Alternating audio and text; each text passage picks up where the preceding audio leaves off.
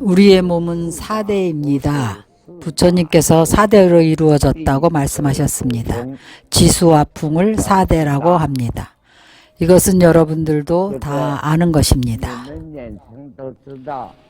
그래서 호흡하는 것은 풍대에 속합니다. 사람이 죽을 때에는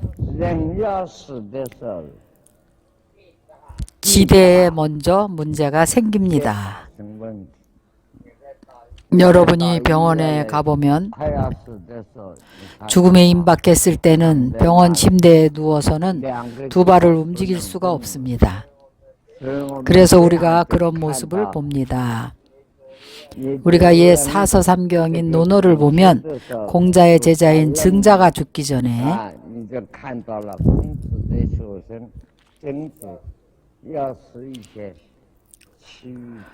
계자족이라고 말하는 대목이 있습니다. 자기 두 발에 감각이 없어서 제자에게 자기 발을 좀 잘 놓아달라고 한 것입니다. 계자수는 두 손을 움직이지 못합니다. 오늘 이후로 우리가 면할 수 있을까요? 그는 자신이 바로 죽을 것을 알았습니다. 그가 말하기를 지금부터는 나는 마음이 편합니다. 일생 동안 틀린 일을 하지 않았다는 것을 압니다. 제 허물을 면할 수가 있겠습니다. 떠나야 하기 때문에 그래서 이때에 이러한 상황에서 사람이 죽을 때에는 먼저 지대가 흩어집니다. 몸이 무거워집니다. 그래서 우리가 만약에 나이가 들면 열심히 정진하지 않은 사람은 자신의 몸이 말을 듣지 않는 것을 느낍니다. 걷는 것도 편하지가 않습니다. 지대가 문제가 생긴 것입니다. 내가 말씀드리겠습니다. 이것이 일종의 신호입니다. 죽기 전에 먼저 이것을 그런 후에 죽을 때가 되면 전부 움직일 수가 없습니다. 누르는 듯한 것이 아주 고통스럽습니다. 몸이 마치 죽기 전에는 마치 산 전체가 누르는 것 같습니다. 천근이나 되는 큰 바위가 누르는 것 같습니다. 이때에는 우리 이 자리에 있는 사람들 중에 유명한 의사 몇 분이 계신데 다 살릴 수 있는 사람들입니다. 아직은 방법이 있습니다. 방법이 남아 있습니다. 두 번째 단계로 가면 방법이 없습니다. 지대가 흩어지고 나면 두 번째 단계가 오는데 그것이 무엇인가 하면 수대가 흩어지는 것입니다. 식은땀이 나기 시작합니다. 한기가 들기 시작합니다. 그 사람이 정상적으로 죽어가는 것입니다. 몸에서 식은땀이 나옵니다.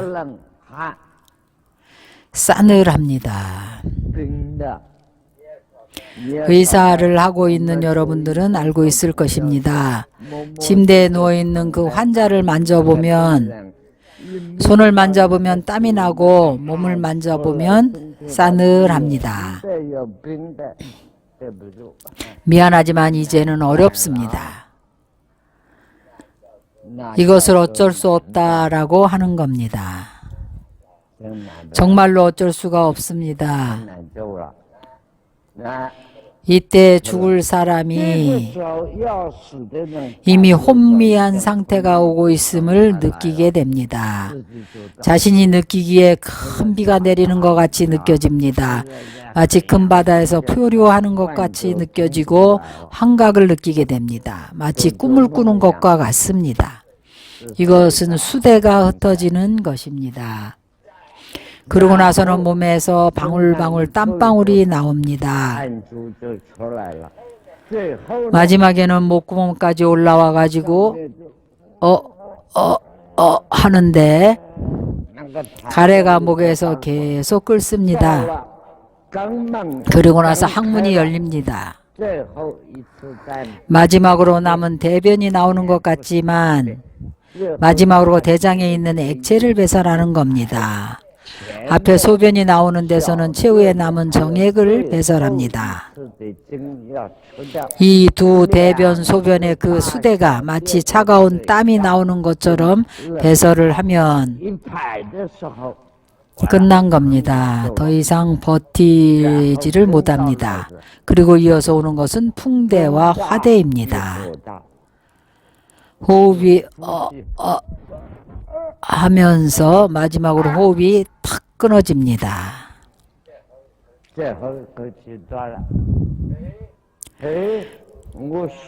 나는 죽어본 사람입니다. 왜냐하면 내가 보았습니다. 당연히 나는 아직 그렇게 좋은 경험은 없습니다. 내가 옆에서 죽음을 도와준 적이 있습니다. 나는 빨리 연불 하라고 말합니다. 갑시다 하면서 어떤 친구들은 평생 동안 연불 했다고 말합니다. 여러분 주의하십시오. 나는 압니다. 전혀 연불을 할 수가 없습니다. 평생을 연불을 하고도 막상 죽을 때가 되어서는 전혀 연불을 할 수 없음을 나는 압니다. 여러분 주의하십시오. 여러분들이 연불을 한다고 말하는데 무엇을 연불이라고 합니까?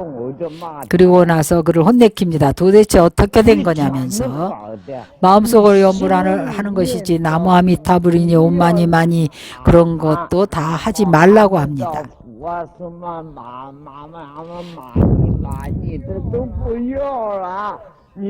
다만 마음속으로 염을 하게 되면 염이라는 것은 바로 생각입니다.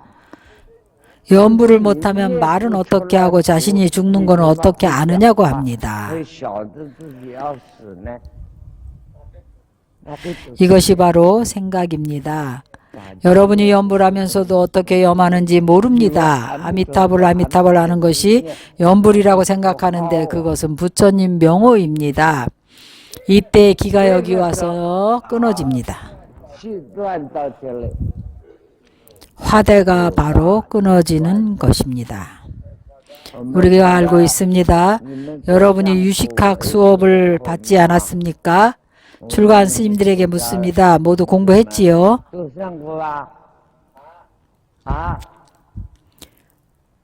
난, 수, 식 이 세 가지는 삼위일체입니다. 의식과 정신이 아직 있으면 몸에 따뜻한 기운이 반드시 남아 있습니다. 의식이 아직 존재합니다. 의식이 일단 흩어지고 난 이후에는 죽을 때에는 따뜻한 기운이 바로 없어집니다. 의식이 바로 떠납니다. 바로 영혼이 떠나는 것입니다. 그래서 사람이 죽은 이후에는 부처님께서는 과학적으로 부처님께서는 몇천 년 전에 어떻게 아셨을까요? 그래서 육도윤회를 이야기합니다. 만약에 한 사람이 일생 동안 선하게 행위가 내생에 다시 사람으로 태어날 수 있는 사람이라면 그는 죽을 때 마지막 호흡이 끊어지고 나면 그의 온몸을 만져보면 이것은 과학입니다. 어느 것도 다 차가운데 마지막으로 가슴 부위에 따뜻한 기운이 남아 있습니다. 내생에 반드시 사람이 되어서 사람으로 다시 태어나는 것입니다. 선과 악이 반반인 것입니다. 이런 사람은 임종시에는 반드시 어떤 사람은 더 고급스럽습니다. 매우 청아하고 맑게 느껴집니다. 가족의 일도 다 분부에 마쳤습니다. 그리고는 눈물도 흘리고 더 이상은 어쩔 수 없이 돌아갑니다. 가슴에 마지막으로 약간 따뜻한 기운이 남아 있습니다. 이 사람도 사람으로 다시 태어날 겁니다. 만약에 고혈압이나 심장병 있는 이들은 온몸이 다 차가워지고 나서 여기를 만져보면 아직도 뜨겁습니다. 이마. 천상계에 태어나는 것입니다. 그러나 천상계나 혹은 아수라계에 태어나는데 그가 성격이 대단하면 죽은 이후에 천상계에 태어납니다. 아수라는 또 한 가지로 변하는데 어떤 사람은 굉장히 자애로운 모습입니다. 이 사람은 좋은 사람으로 천상에 태어나는 사람입니다. 좋은 사람과 나쁜 사람을 구분하기는 어렵습니다. 아수라와 천인계는 동등합니다. 모두 높은 세계입니다. 만약 정수리가 마지막까지 온기가 남아있으면 극락세계에 왕생하는 겁니다. 그러나 어떤 때는 가다가 중간에 동방으로 가는 사람도 있습니다.